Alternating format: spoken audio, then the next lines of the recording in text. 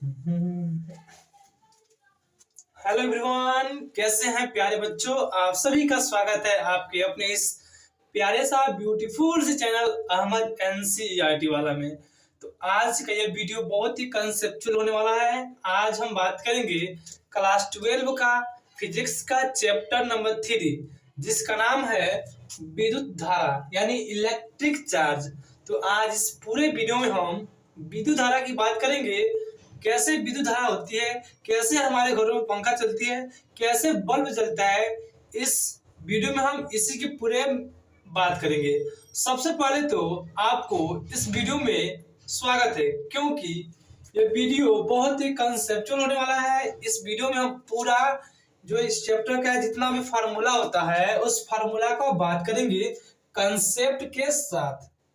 तो बिना ही देर के स्टार्ट कर रहे हैं। आज के इस सेशन में आपको बहुत ही मजा आएगा, क्योंकि यह हमारे दैनिक जीवन से जुड़ी हुई है। देखिए, दिया है इसमें विद्युत धारा।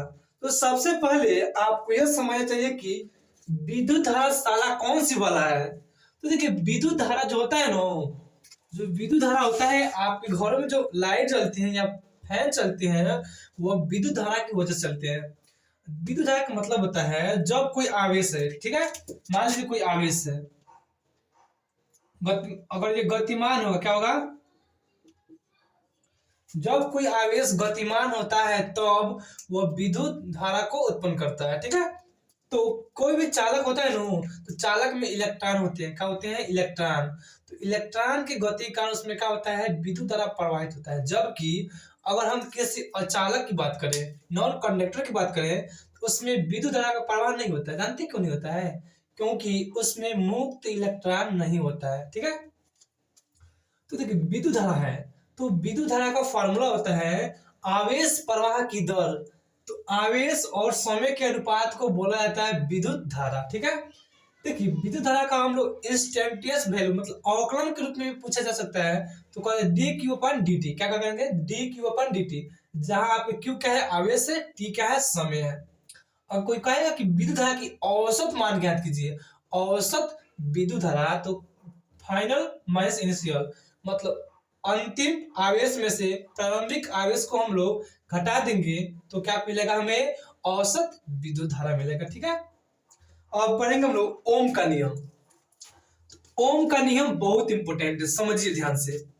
किसी चालक की भौतिक अवस्था नियत होने पर उसमें बहने वाली विद्युत धारा उसके सिरों के विभवांतर के समानुपाती होता है। इसे ही कहते हैं ओम का नियम।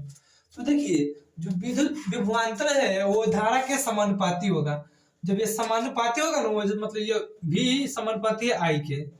तो ये समानुपाती को हटाएंगे तो यहाँ पे लग जाएगा एक नियतांक, जिसे बोला जाता है प्रतिरोध, ठीक है। तो ये फार्मूला बहुत इंपॉर्टेंट है, जिसका नाम है V बराबर आई आर।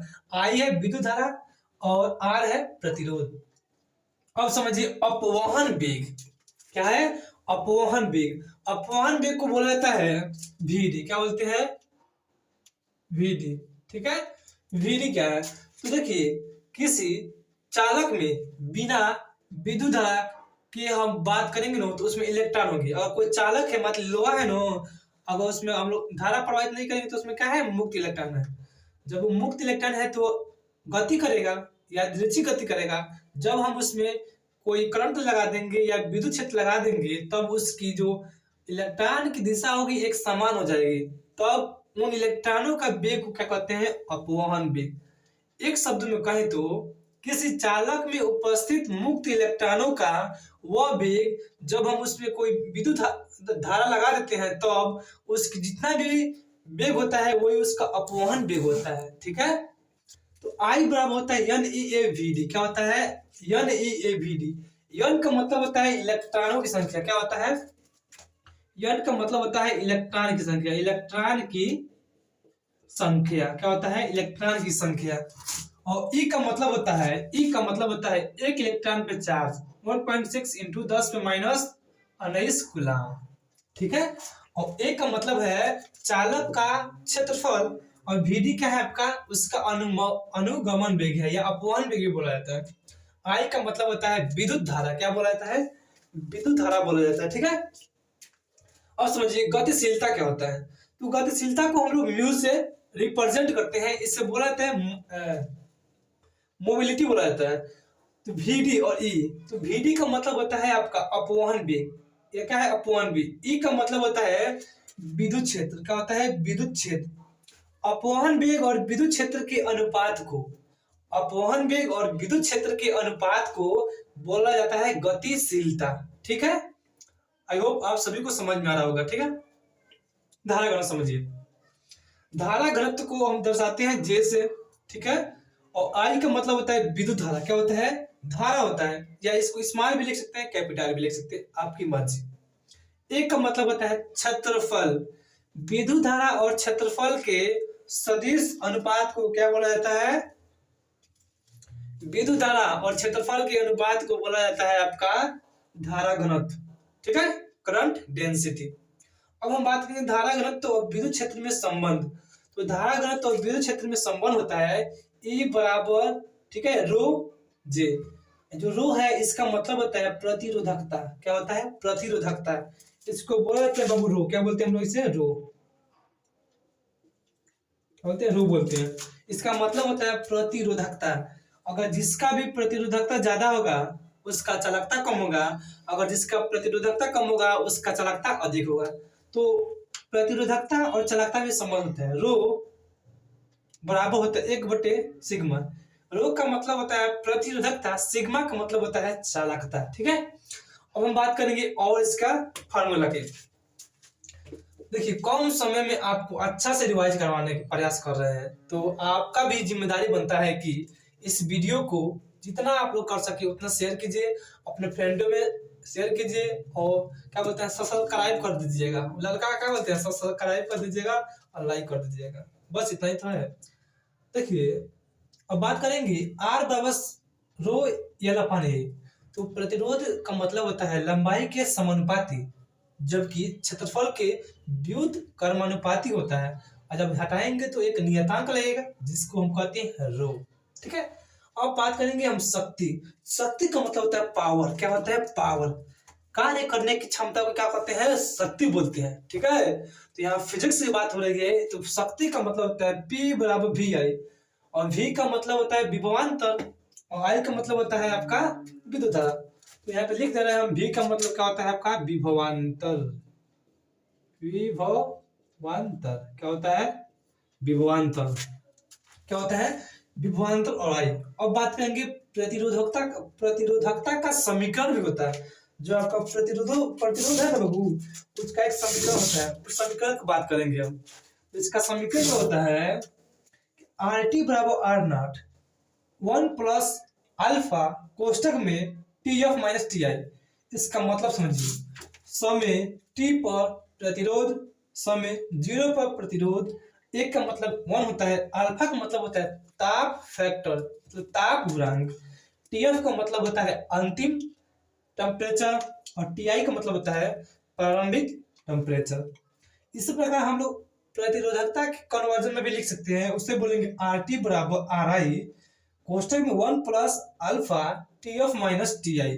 तो आर टी का मतलब होता है आपका टी समय पर प्रतिरोधकता, टी आई का मतलब होता है प्रारंभिक समय पर आपकी प्रतिरोधकता 1 प्लस अल्फा ताप गुणांक, और टी एफ माइनस टी इसका मतलब होता है ताप का अंतर, अंतिम तापमान प्रारंभिक तापमान वही है।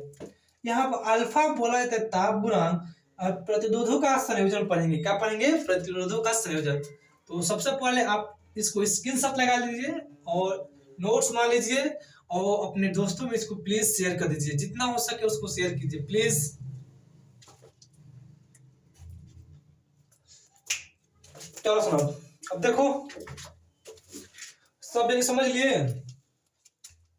अब हमने की बात करेगा, सॉरी, अब हम लोग क्या जानेंगे, अब हम लोग जानेंगे प्रतिरोध का संयोजन। तो प्रतिरोध का संयोजन का मतलब जानते हैं क्या होता है, प्रतिरोधों का जोड़ना। अगर मान लीजिए आपको 10 प्रतिरोध का कोई चाहिए सर्किट, अगर दुकानदार के पास है दो सर्किट या दो ओम का है, तो क्या कीजिएगा 5 को ले लीजिएगा, तो 5 गुना 10 जोड़ ले पाइएगा। उसी प्रकार हम लोग प्रतिरोध का संयोजन करेंगे। अगर प्रतिरोध का संयोजन करते हैं, देखिए प्रतिरोध का मतलब होता है जो विद्युत धारा में रुकावट पैदा करते हैं उसे क्या बोलते हैं, प्रतिरोध बोलते हैं। ठीक है, तो श्रेणी क्रम का जो फार्मूला होगा तो डायरेक्ट जोड़ दीजिएगा R1 plus R2 plus R3।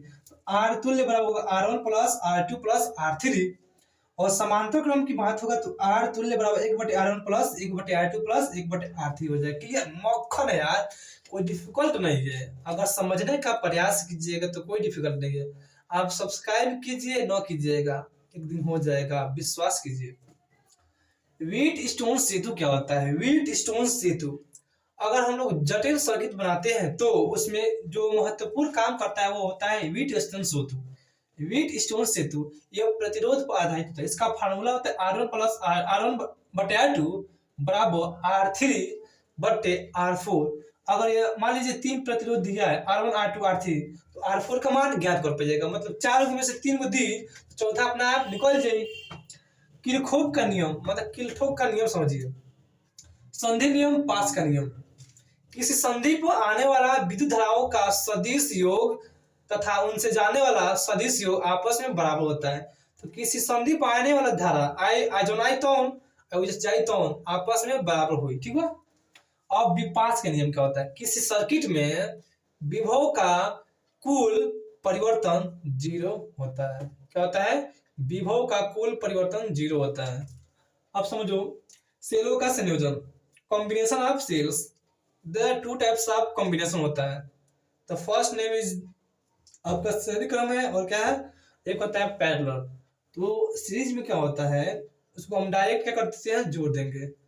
ठीक है, तो R1 plus R2 plus R3। ठीक है, और इसका R तो क्या होगा, E1 plus E2 plus E3।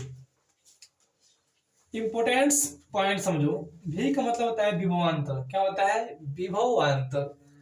R का मतलब होता है धारा, और J का मतलब होता है घनत्व और धारा घनत्व, और इसका मतलब होता है गतिशीलता, और इसका मतलब होता है प्रतिरोध, और ρ का मतलब होता है चालकता, E का मतलब होता है विद्युत धारा।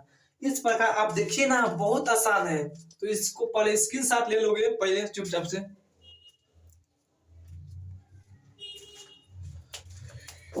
चलो चलो चलो चलो चलो चलो, तो आज के लिए इतना ही। अब हम फिर से कल एक और वीडियो बनाएंगे जिसपे हम बात करेंगे गतिमान आवेश के कारण चुंबकीय क्षेत्र, चैप्टर नंबर 4। जो ये आपका चैप्टर था, ये चैप्टर कौन था? चैप्टर नंबर 3 था, या क्या था? Chapter number 3। अब कल मिल जाए चैप्टर नंबर 4 के साथ। देखिए 10 दिन में चैप्टर नहीं, पूरा किताब खत्म करना है। The best quantity of education channel. Thank you.